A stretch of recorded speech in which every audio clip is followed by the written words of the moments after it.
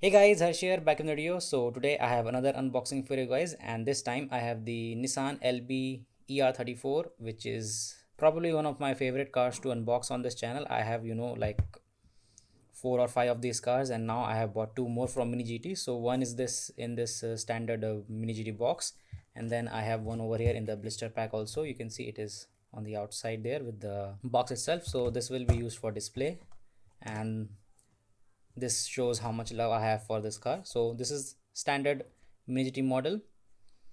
I have more detail and less detailed versions of this one as well. So the less detailed one would be the Hot Wheels version, and the more detailed version would be the Tarmac Works or the Ino 64 version. This sits somewhere in the middle. So this is the model number 843, although this will run out of stock very quickly, so it's quite hard to find it anywhere. So let's quickly unbox it and see what we get inside. Standard Mini GT packaging, as you can see, with this plastic case, and you can just pull out the car like so.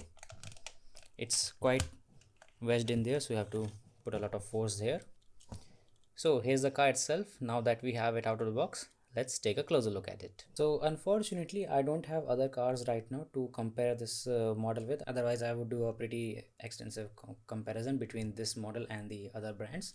So as always, let's start with the front. Over here we have plastic inside headlight, which is always nice to see, and then we have this external body kit that is bolted on or screwed on somehow on the car body itself, which says LBWK. Then on the top you can see we have some vents over here with the mesh design inside them, which is always nice to see, along with the Nissan logo. And then you can see we have some vents over here along the hood as well. These are not hollow through, so you won't be able to see through them, and that is sort of things you can expect at this price point. The wheels are quite nicely detailed. You can see we have the black rims, no disc brakes for Mini GT as always, and on the side there you can see we have another vent as well. On the wheels we have the Advan logo, which is quite nicely visible, and the tires are also treaded. So this is a normal road car version, they don't have slick tires in them, which is sort of the case with this car. This really goes on track, I think. And on the bottom there you can see we have a nice drivetrain view along with the exhaust pipe, which goes to the side rather than the back side. So this one also, it is nice and hollow, but it doesn't have the black paint inside it, so to make it look like a lot deeper, but still quite nice. You can just always put a little drop of black paint inside it, and this will enhance the look of the car.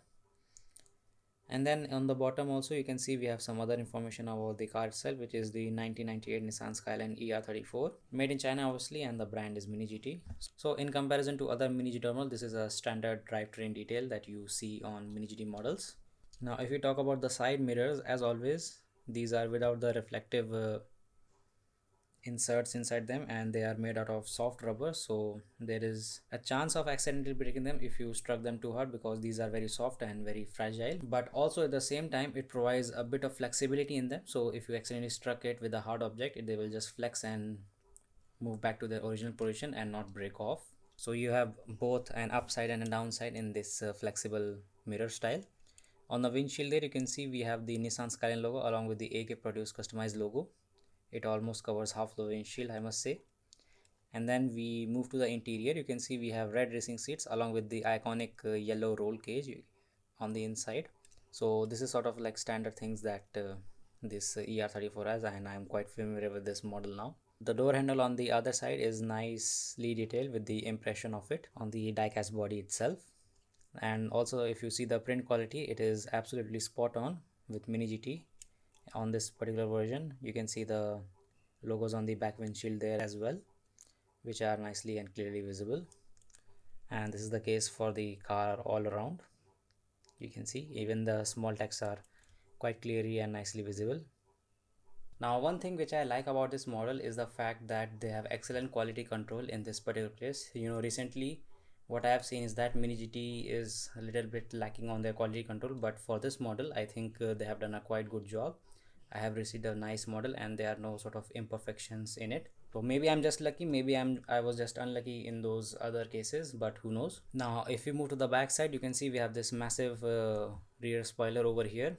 In the Ino 64 version you will be able to see tiny dots that connect this black spoiler with this support fins over here, the red support fin, but in the Mini GT it is not the case, and that is sort of acceptable because the price of it is like half of the Ino 64. You can get two of these in the price of one Ino 64. But if you don't want to look into that much detail for the car itself, then I guess this Mini GT is the best bang for your buck.